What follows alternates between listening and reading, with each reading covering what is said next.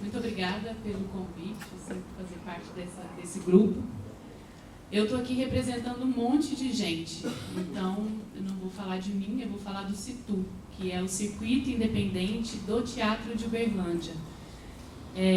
Eu acho que, infelizmente, eu não consegui participar da programação, porque eu tenho uma vida dupla, e enquanto funcionário eu não consegui me ausentar, mas pelo que eu ouvi aqui essa noite, eu estou aqui me lamentando por não estar antes, porque eu acho que vai muito de encontro com o que gerou o CITU. O CITU foi justamente uma conversa num hall de espera de teatro entre pessoas que faz teatro aqui, e a gente começou a conversar e diagnosticamos, digamos assim, que tinham vários espetáculos da cidade de Uberlândia que tinham acabado de estrear, né, de artistas, grupos, enfim, da área de teatro, que tinha um monte de espetáculos. Alô? Oi?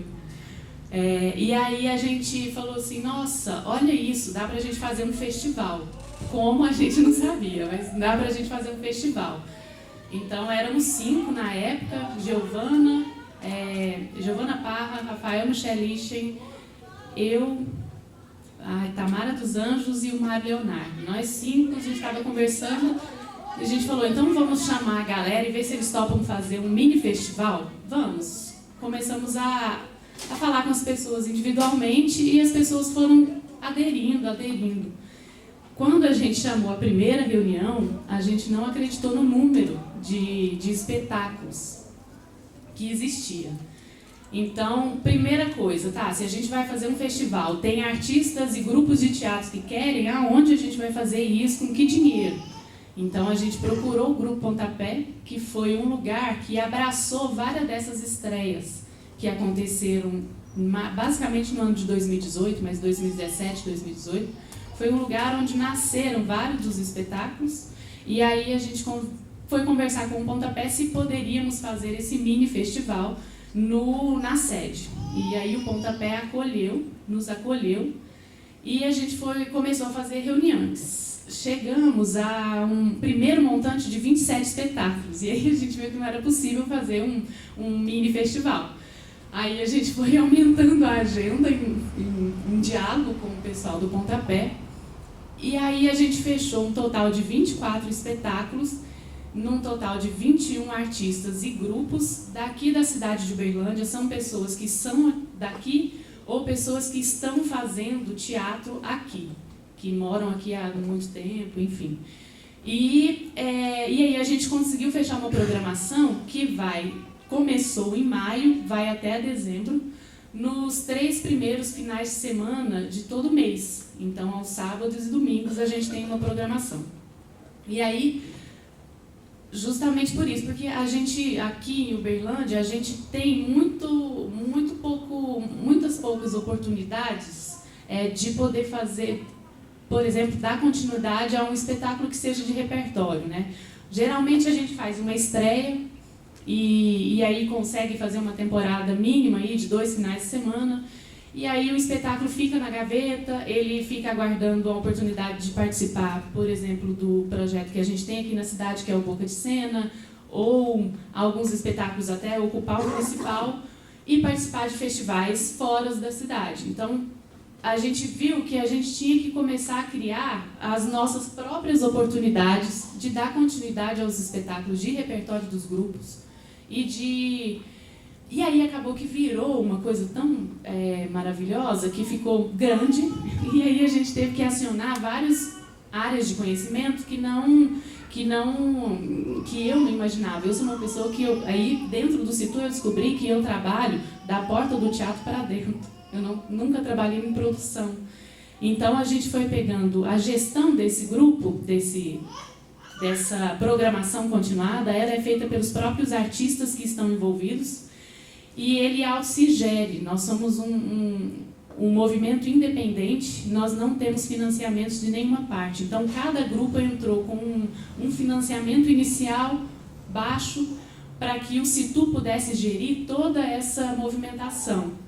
A gente tem uma forma de gestão, então, que a gente entra com essa parte de grupos e artistas que estão com espetáculos financeiramente contribuindo com uma parte, e depois a mão de obra. E aí vai de acordo com as suas afinidades e habilidades, né? Então, se a gente pega uma galera do teatro, a gente tem as pessoas que entendem da área de som, as pessoas que entendem da área de luz, as pessoas que entendem da área de cenografia, as pessoas que entendem da área de... Vou deixar aqui. As pessoas que entendem da área de publicidade, ou então de fazer a arte do negócio, de como divulga, as pessoas que conseguem fazer uma comunicação. E juntando esses grupos também, a gente percebeu que a gente tinha que favorecer, de alguma forma, o nosso crescimento enquanto espetáculo, assim, enquanto grupo, né? E aí uma das formas que a gente achou Então a gente, eu vou voltar um pouquinho a fala, só para finalizar já. Uma das formas que a gente achou foi essa gestão, então ela foi dividida por o que a gente chamou de comissões.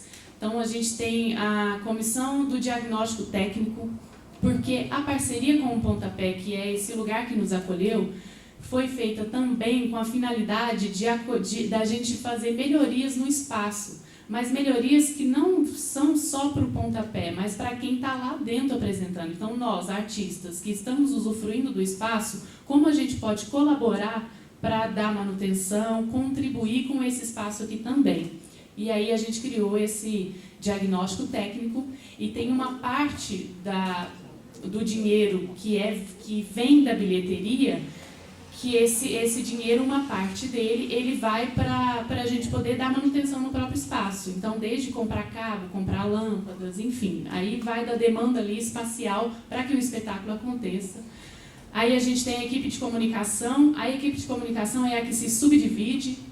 Isso tudo foi uma gestão são horas de diálogos, horas de conversa, e é uma gestão que a gente aprendeu conjuntamente. Nada disso estava pronto, né? Nada disso estava assim, formulado nas primeiras reuniões. Isso foi acontecendo com encontros que a gente ia fazendo periodicamente. No início mais, agora a gente está com um encontro mensal para fazer essa distribuição.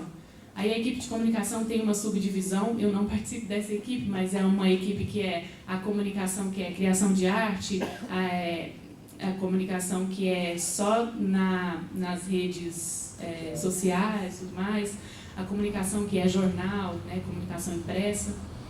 A gente tem uma outra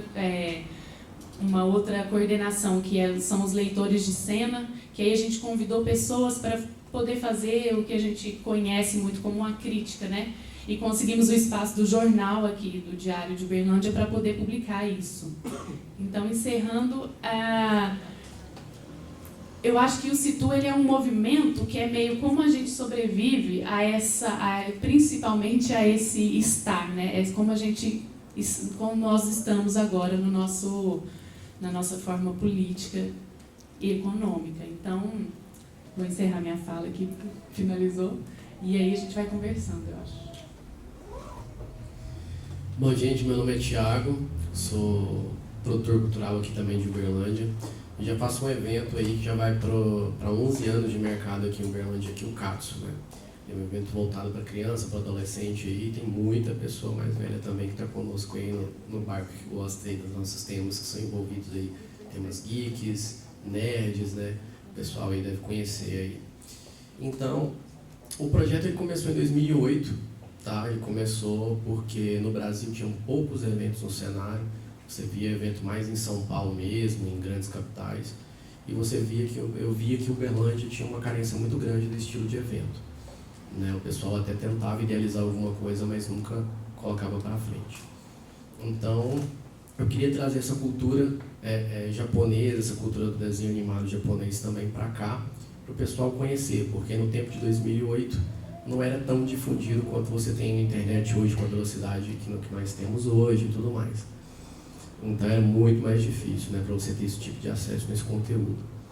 Então a gente idealizou um projeto, botei na ponta do lápis, fiz algumas pesquisas, fui no maior evento da América Latina que, por incrível que pareça, nós temos ele, em São Paulo, né, que se chama Anime Friends, fiz uma pesquisa e dei uma minerada nele, porque para o público daqui, consequentemente, alguns pontos são diferentes dos eventos de lá, para a gente trazer uma sintonia com o público daqui. Começamos, obviamente, com o apoio de várias pessoas mesmo ali, sem fim lucrativo, com um evento assim, com o pessoal ali super voluntário ali ajudando, e hoje o Katsu ele vai para 11 anos de mercados bem-sucedidos, né? Foram muitas batalhas árduas, você chegar com um projeto totalmente inovador naquele tempo, e o pessoal olhar e não entendia muito bem, porque era algo totalmente surreal para o Brasil naquela época mesmo. Era muito difícil você mostrar um evento dessa magnitude e o pessoal entender. Então, quando você fala, por exemplo, cosplay, você chegava e falava cosplay com a pessoa falava, o que é isso? Aí você tinha que explicar, não, deixa eu te explicar, cosplay é o ato da pessoa se fantasiar do seu personagem favorito. Então, não, mas a pessoa é doida? Não, é só por um dia que ela vai se fantasiar do seu personagem favorito. E tem pessoas que trajam isso de hobby, entendeu? Então é muito bacana porque quando você vê um próprio pai chegar para você, eu chego várias vezes para mim, e falar, poxa, é muito bacana o que vocês fazem. Ou quando você vê uma criança, quando vai ver um youtuber, alguma celebridade que nós levamos para o evento, falando você realizou um sonho meu. Isso é o que motiva o Katsu estar vivo até hoje, né? Que nós ramificamos. O Katsu começou na cultura japonesa e foi se ramificando. Hoje nós temos esportes eletrônicos, como foi falado aqui também, e vários outros temas que nós abordamos dentro do evento também, coligados com o jovem. Então, o evento hoje, aí, você tem uma gama aí de 5 a 8 mil pessoas aí, que vão nas nossas edições, aí, cada edição nossa. E, graças a Deus a gente está seguindo um caminho aí, buscando cada vez a aceitação do mercado, né, e mais empresas voltando os olhos para o evento, porque o evento é um grande potencial.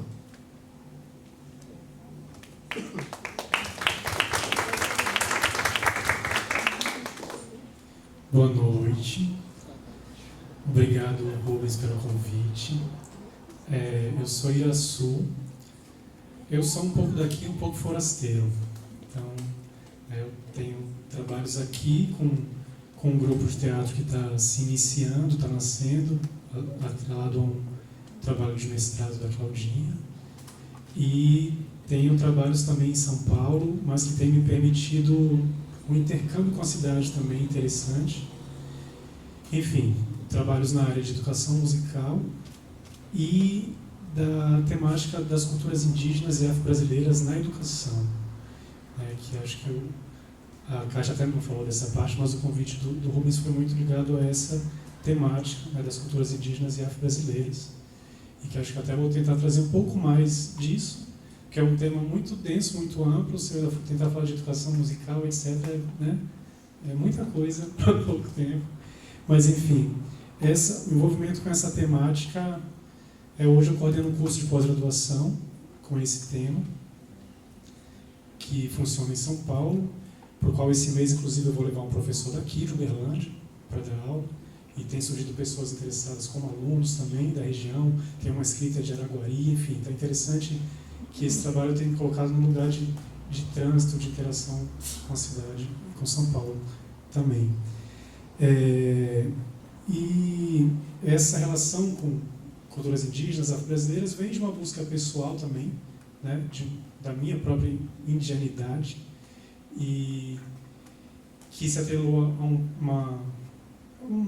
a carreira acadêmica, né, ao mestrado, que eu fui também fazer junto com povos indígenas, com o povo chavante, e hoje tem essa coordenação e um trabalho recente que me pôs muito em contato, né, e um contato que nem sempre é só harmonioso, em embates e conflitos, com essa lógica empresarial, que é o tema do evento, né, dentro no campo das artes da educação, foi um trabalho como autor de materiais didáticos de ensino fundamental para a editora Moderna, para a BNL, né, 2018. Então, é um trabalho que pode ter abrangência nacional, né, pode chegar aqui no estado de Minas inteiro.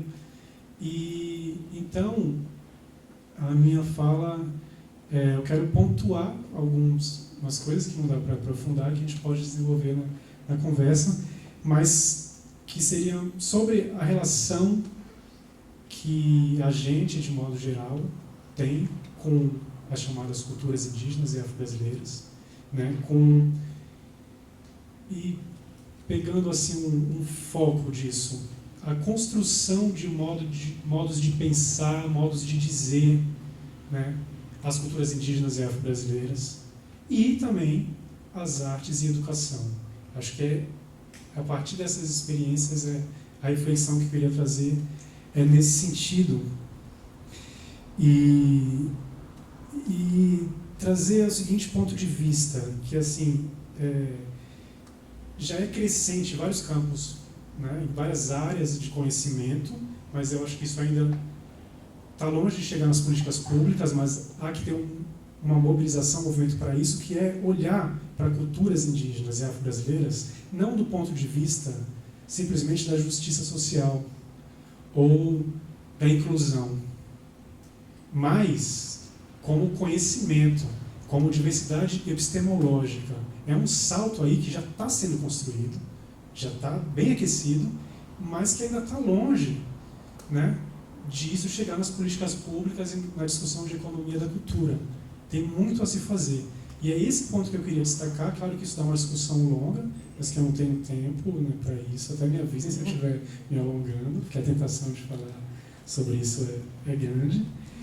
Mas, assim, é reconhecer que esses indivíduos e essas culturas indígenas, afro-brasileiras, são produtores de conhecimentos singulares, de conhecimentos específicos, que não estão nas universidades ocidentalizadas, onde é um pensamento hegemônico, branco, eurocêntrico, e a gente sabe o que é essa construção, que é histórica, né? As universidades não dão conta disso, dessa diversidade cultural, né? Então, o que eu estava falando, de um processo de construção de modos de pensar e dizer, culturas indígenas e afro-brasileiras, isso, pensando em Brasil, há 500 e poucos anos, né? Isso é muito bem feito. A geração de preconceitos, de uma inferiorização cultural. E esse tipo de construção, ele é definidor do que chega nas políticas públicas também, das discussões que a gente faz. Então, até pontuando, eu sonho que um dia eventos como esse, isso não é uma utopia tão longe, a gente possa ter líderes indígenas, mestres da cultura popular, líderes quilombolas, discutindo economia da cultura. Qual é o ponto de vista dessas pessoas? Isso não é uma crítica à organização, mas é uma problematização para a gente pensar, inclusive porque esses são pessoas, são os grandes especialistas da resistência que a gente precisa hoje. São grandes aliados que não estão sendo olhados da área da cultura. A gente precisa ampliar essas coletividades. E não por uma questão de inclusão, mas pelo reconhecimento que essas pessoas têm muito a dizer, a ensinar, e têm demandas específicas, né? Então, isso é uma questão que eu queria trazer, que a gente pode dar continuidade. Eu tenho ainda 5 minutos. 3, 2, 2. Então, eu posso dar exemplos disso, se o debate ressoar nessa temática, do que é, né, abordar essas culturas como referência de aprendizagem, como referencial filosófico, entende? Não é só do ponto de vista do exótico, mas pensando em mercado, tem um poder, né, um valor simbólico, usando um termo que o professor Bernardo trouxe, que é fantástico, mas é mais do que isso, né? Não dá a possibilidade desses povos, dessas culturas se alavancarem, terem visibilidade, é uma perda cultural gigantesca para o país. Então, e se a gente levar a fundo, levar a sério o que esses povos têm a dizer, como eles pensam o mundo, a vida, a gente vai ter que fazer uma revisão da própria noção de cultura e de economia. E a gente vai ter força para se contrapor a um discurso dominante que está sendo construído, e aí eu entro agora no outro tema que eu queria aproveitar esses 2 minutos que eu tenho, que existe um discurso, né, que é empresarial, que ele está sendo colocado como um discurso oficial, que ele está na BNCC, que é a base nacional, Eu vou acabar, só para eu não acabar assim, para não ser uma placa de fim, eu vou ter que acabar.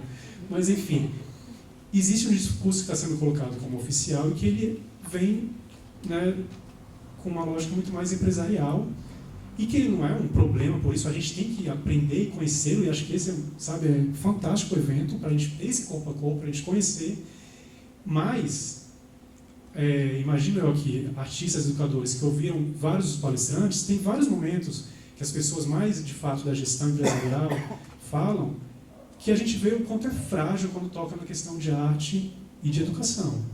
É frágil porque não tem experiência, não sabe o que é, de fato, o trabalho que a gente sabe que é. E que a gente não se sente tão representado. Então tem tensões aí, tem diálogo para ser feito, né? Tem um jogo. Então o que fazer com esse discurso? Né? E é nesse lugar que eu queria só chamar a gente para pensar, eu posso falar mais sobre depois, para não passar muito tempo, mas que é da gente não perder o ponto de vista que nós somos protagonistas e que nós temos que gerar esse discurso junto, problematizar, não é uma guerra de discursos, mas é interferir, é contagiar, é ampliar o que está sendo dado, porque no mercado editorial que eu conheci, essa cartilha da BNCC virou uma gaiola para as editoras. É assim, se adapte a isso ou você não é aprovado. E é quase uma censura o que eu vi acontecer. Então, é um embate constante, mas a gente encontra os caminhos. Né? Nós, artistas, somos especialistas em fazer isso há muito tempo. Né? A gente vai driblando o que está dado e vai encontrando. Mas como fazer isso? Essa é uma pergunta a mais que eu queria colocar, que teria mais questões para colocar desse como, mas a gente desenvolvendo para não tomar muito tempo. Obrigado.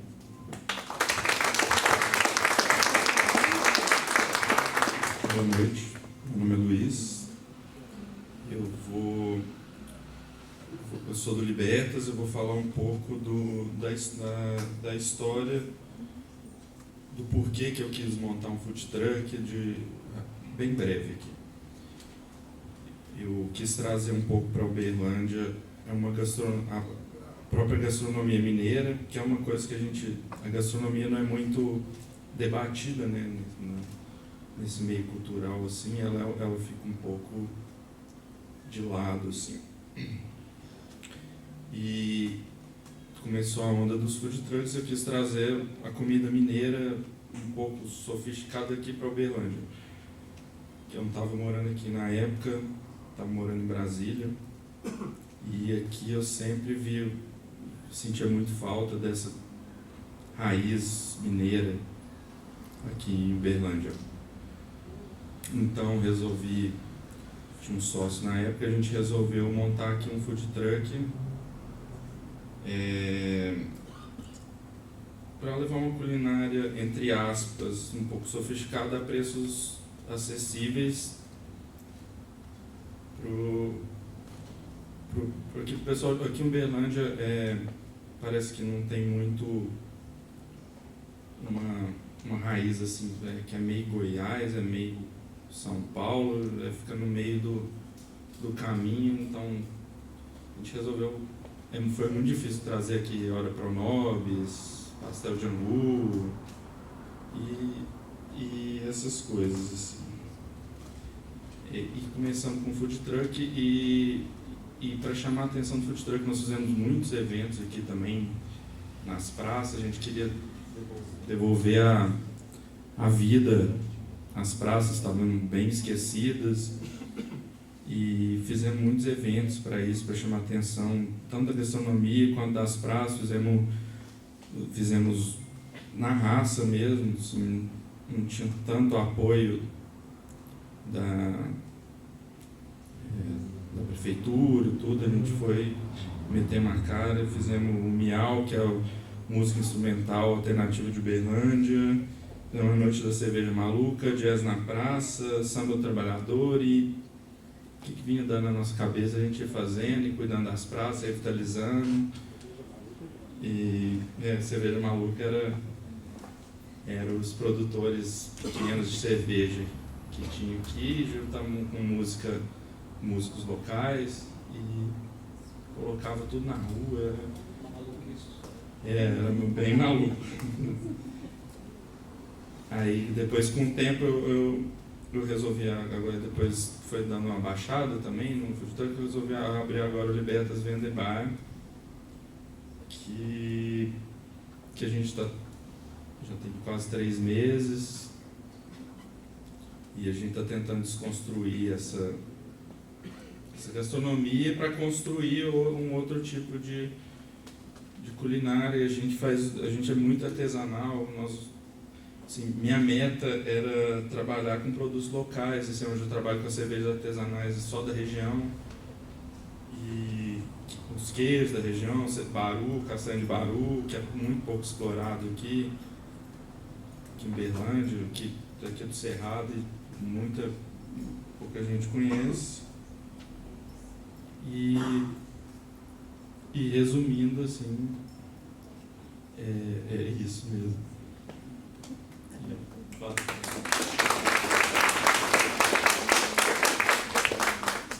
Boa noite a todos, todas. Bom, meu nome é Ludmila, eu estou aí na coordenação do IAMAR, do Instituto Alay Martins, muitas carinhas conhecidas, né, que eu espero aí ter ajudado a contribuir em seus empreendimentos. Quando você conversou comigo, o Rubens é uma das pessoas que, desde que eu estou aí, né, à frente de um grande desafio e responsabilidade, né, que é selecionar projetos, né, escolher os projetos que serão patrocinados. É alguém que eu converso muito, te agradeço sempre a abertura, horas, né? Marquinhos do Encantar também. Eu acabei me conectando com algumas pessoas para eu entender, né, o lado do empreendedor cultural que não tem nada a ver, né, com a ótica do negócio.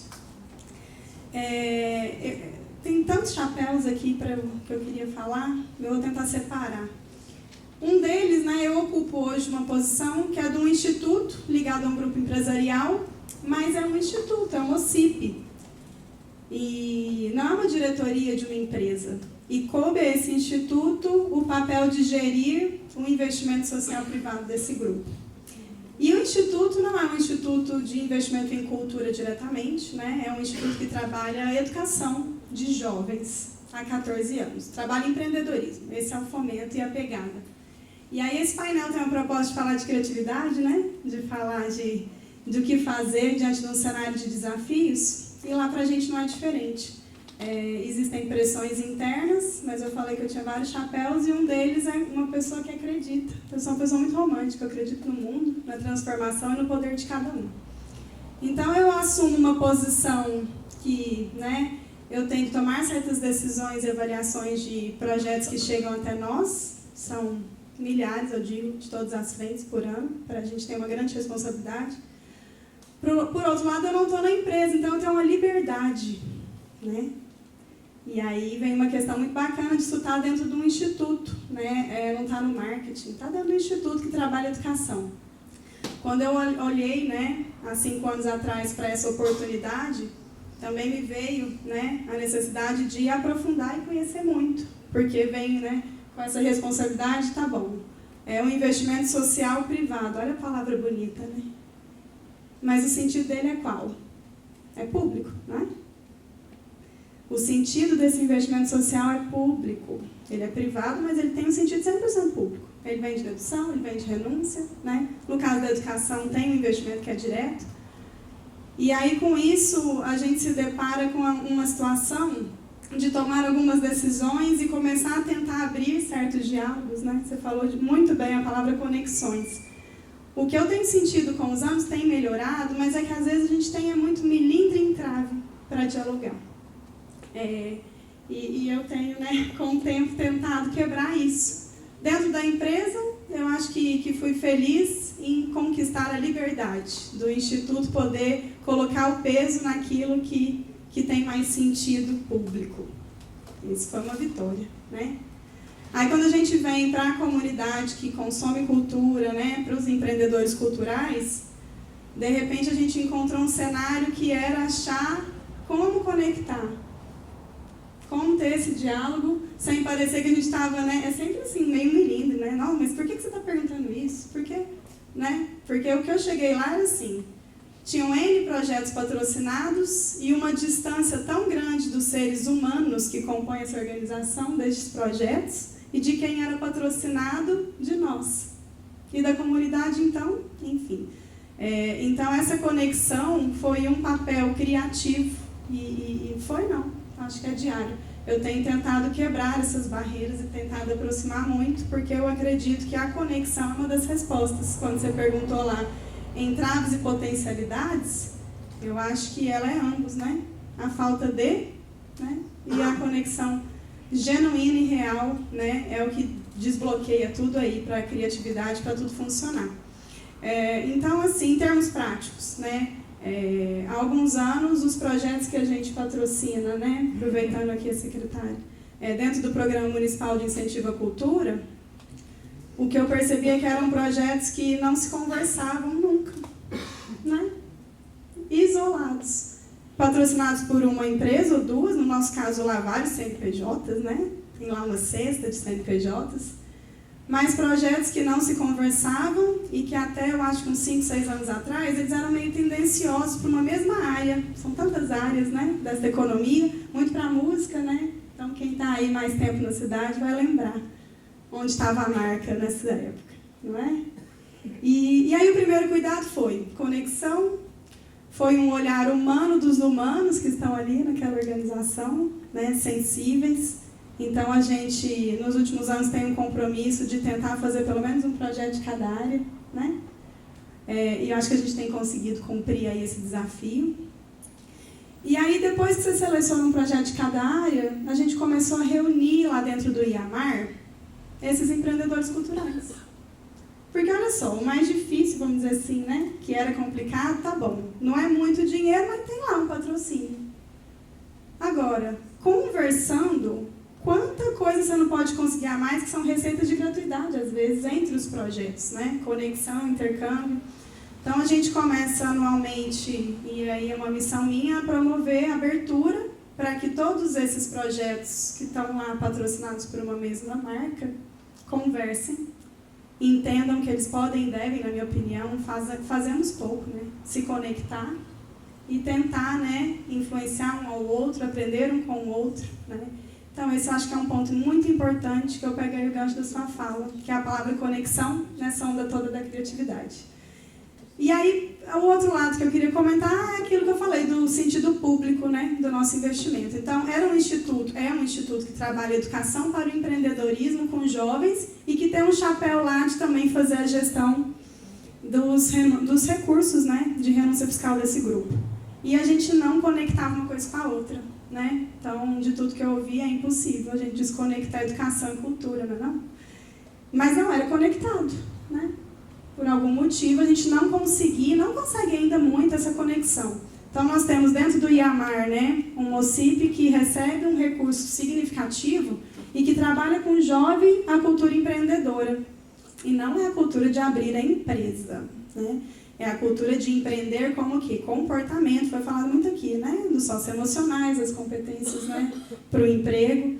E o que a gente trabalha é comportamento empreendedor, é atitude diante da vida. Mas a gente começou a perceber que nos nossos projetos com jovens, a gente não falava do empreendedor cultural, né? Ué, a gente fala da história do seu Alair, né? Mas não falamos a história de um bailarino do projeto Pé de Moleque, não falamos a história do Encantar, não falamos a história do Grupo Pontapé. E aí fica muito seletivo esse empreender que a gente estava trabalhando nos nossos projetos, né? E isso foi um outro ponto de conexão, de abertura, né? E que foi uma forma também da gente aumentar o nosso impacto social, foi ganha-ganha. Então, o que a gente começa a fazer? Conectar os projetos que a gente pode, né, apoiar via patrocínio com algo a mais, que é o nosso programa de empreendedorismo para jovem. E isso tem feito cada vez mais sentido, né, para nós. E eu queria, assim, contar para vocês que então é possível, né, a gente falou potencialidades, possibilidades, mas não é fácil. Depende de desprendimento de ambas as partes, eu acho que para o diálogo. A gente vem de uma cultura que demoniza muito assim, quando o patrocinador me chama para conversar, né, e agora? Só que tem que ser um passo antes, talvez, do projeto, né? A gente conseguir fazer junto e não fazer para. Porque tem aquela coisa, faz para mim um projeto, né? Tem empresa que faz isso. Desenha aqui para mim nesse sentido para você depois aprovar e vir aqui. Enfim, aí não vai funcionar tudo isso que eu falei, se for assim. Mas o que a gente conseguiu fazer, eu queria contar para vocês aqui publicamente, né? Ontem eu conversei com o Marco Aurélio Querubim, aí quem conheceu o trabalho do Encantar há só, né, mais de 2 décadas na região. A gente tem um trabalho longo e uma parceria, uma admiração mútua. Nós conseguimos co-criar entre um instituto, um grupo, né, cultural, sem ser aquele do faz para mim um projeto, que é diferente. Então, o que a gente fez foi, estou finalizando, foi criar um projeto em parceria genuinamente. Então, eu queria deixar aqui uma fala para dizer que é sim possível, mas que é sim preciso abertura, é sim preciso olho no olho, né, para a gente poder desmistificar algumas barreiras aí que se esquecem que tem os humanos, né, do lado de lá, entendendo e olhando para todos. Então, hoje a gente tem um projeto começando na região de Araguari, que vai trabalhar com música, que aí é a praia do Encantar, artística, né, cultural, mas que vai levar as virtudes empreendedoras num programa educacional para todos os jovens que lá estão, porque também é uma demanda do grupo, desse empreendedor cultural, formar jovens para depois conduzir esse projeto lá na frente, na hora que ele não estiver mais aqui entre nós, né? Então, a gente começa a conseguir conectar de uma forma que a gente até então não achava ser possível. Mas demoraram 3 anos para isso acontecer. Então, assim, em 3 anos, muita gente desiste, né? Então, não preciso contar nada da secretaria, né, estadual e tudo que aconteceu. Mas a gente demorou muito tempo para conseguir fazer. E esse é o primeiro ano que a gente começa a colher frutos, experimentar um projeto que une educação, cultura, investimento social privado, renúncia fiscal, numa coisa só. Né? Queria deixar aqui que, para mim, a palavra dessa criatividade e do futuro é conexão, é abertura e é acreditar que cada um ensina o seu poder, né? Transformador. É isso.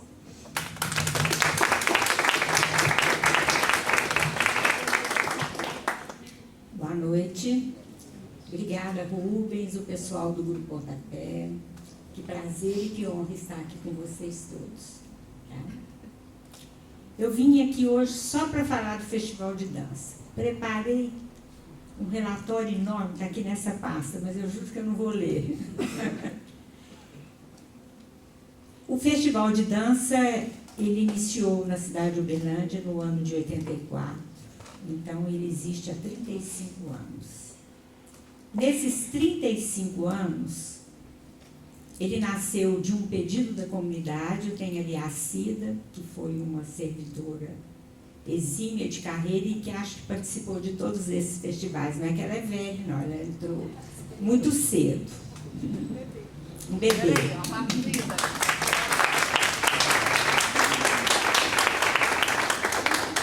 Chegou a ser esse festival, foi um anseio da comunidade, uma solicitação da comunidade, chegando a colocar o Uberlândia como um dos maiores festivais do Brasil.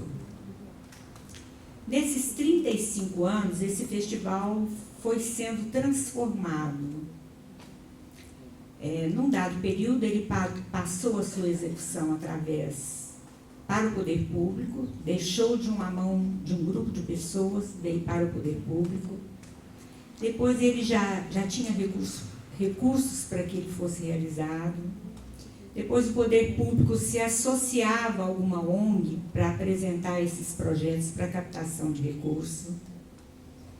E isso era gerido quase que como uma parceria entre o poder público e essa ONG que recebia os recursos, e o que possibilitava uma grande liberdade de contratação, independente das diretrizes e das determinações públicas para se contratar. E durante muitos anos esse festival foi anual, um certo período ele passou a ser bienal,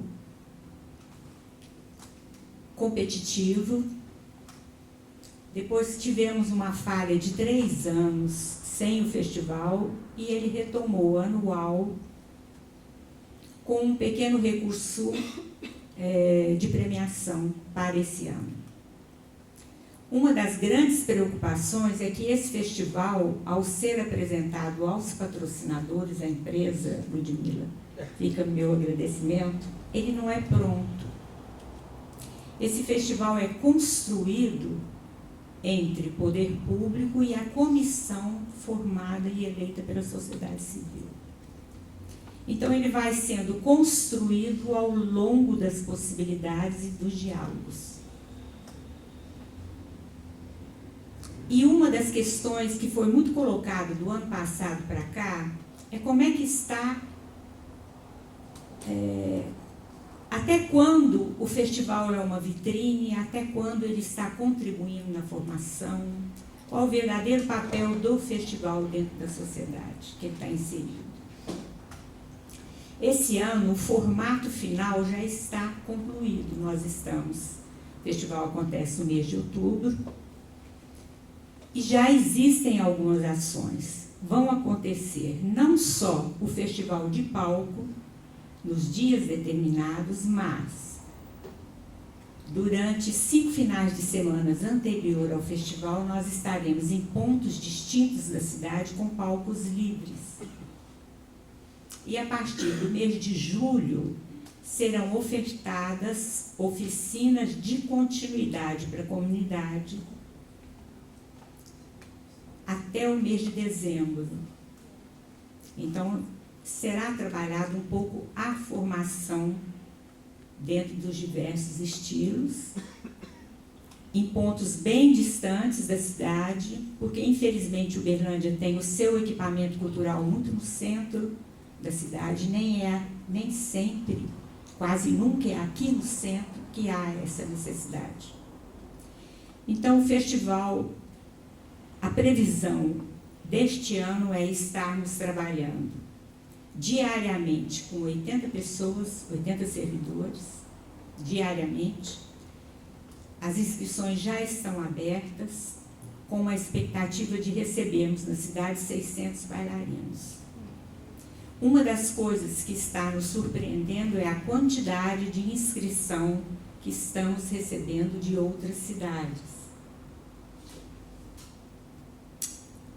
Toda a Secretaria de Cultura, ela é movida por paixão. Todos os servidores da Secretaria são apaixonados por aquilo que fazem. E quando a gente fala em festival, a energia de toda a Secretaria muda. Aqueles servidores que não são convidados de outros espaços para trabalhar, ficam magoados, por que eu fui excluído? E há uma energia extremamente contagiante. A função do festival me incomoda um pouco, enquanto pessoa, enquanto gestora. Reclamo muito da falta de união da classe. Quando você reclama da comunicação entre os projetos, isso existe também entre indivíduos. Existe um interesse muito grande em que se permaneça esse festival vitrine. Mas, enquanto gestora, é muito preocupante não se trabalhar a nível de formação.